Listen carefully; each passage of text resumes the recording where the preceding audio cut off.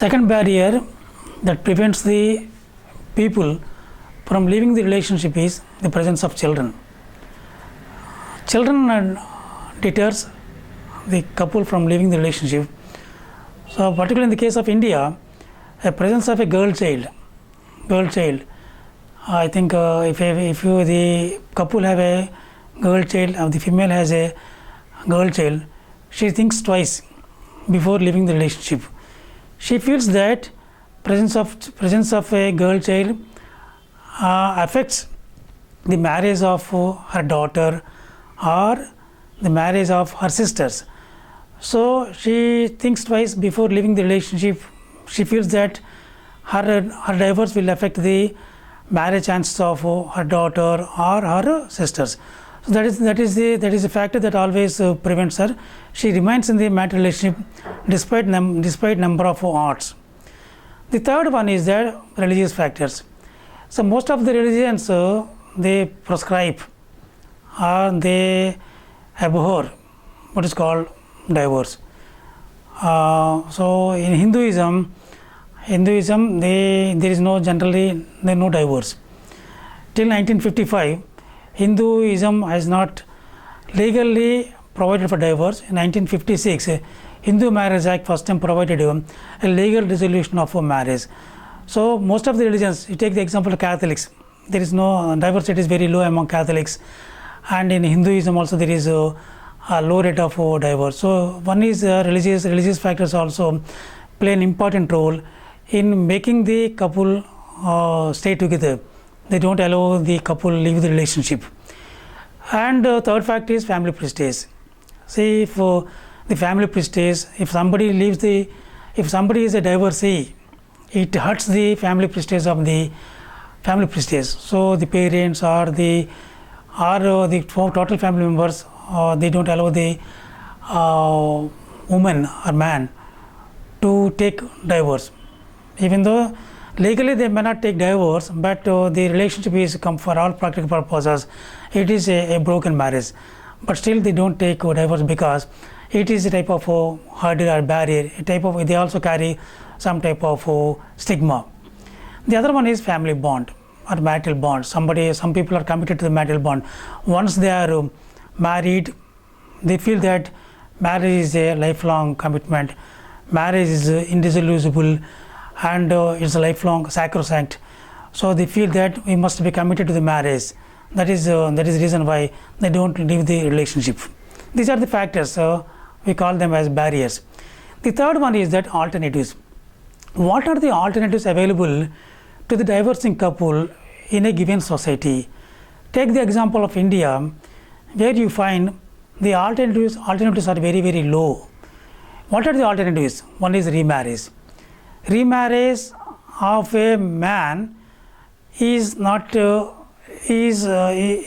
very bleak. I think possibilities of divorced men getting remarried are bright in the sense that they don't find any difficulty in getting a good bride. But whereas in the case of divorced women, they face a lot of problems because the number of unmarried women are more in the market.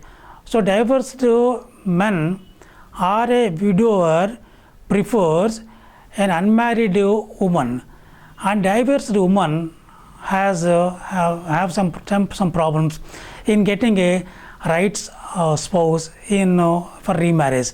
So remarriage is not a possibility in India, and whereas in the case of America and other countries where divorce rate is very high, so one of the factors that determines the divorce rate in America is that the alternatives are also very high. That is the reason why in America divorce rate is very high. Why in India divorce rate is very low is that alternatives are very low, barriers are very high, and attractions, even though the attractions are very low, the divorce rate is very low because the alternatives are very low. These are the three factors that determine rate of divorce in a given country. Next, we will discuss what are the divorce in three angles. One is who divorces. Second one is why divorce, and third one is we call that as a process of divorce. If you analyze the data available throughout the world, the people who are divorcing, you find most of the divorced couples are married in their teens. So theory says that people who are married in their teens and people who are married in their 30s, they have the possibility of getting divorced. Not that we are not saying that all the people who are married in their teens or the people who are married in their 30s are divorcing. What we find is that among the divorced couples, we find that age at marriage is an important consideration. We find that most of the divorcing people, both men and women, are married when they were in their teens. Why young marriages? Are people who got married in their teens are divorcing, are they prone to divorce? One is that they are not mentally prepared. They who are married in their teens, they are not mentally prepared. And also age at marriage also indicates the amount of time spent in selecting a marital partner. A girl who is married at the age of 18 or 15, or it also indicates that she did not spend much time in selecting the marital partner. The third factor why young marriages or people who are married in their teens are getting divorced is that their poor role performance. Poor role performance is that once she is married, she has to play the role of a wife or son, daughter-in-law or sister-in-law. So she has to play multiple roles, and the role performance may not be to the expectations levels of the mother-in-law. In India, one important factor that also contributes to the separation or dysfunctioning of the marriage is that presence of mother-in-law. Mother-in-law plays very crucial role. She becomes in most of the cases a type of a role of a villain.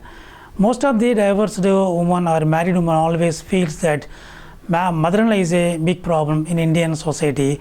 See, the people, particularly in-laws, have to be prepared for the marriage of their son in the sense that after marriage, the son starts her own family. We must have any attachment, or we must not have possessiveness over the son's family.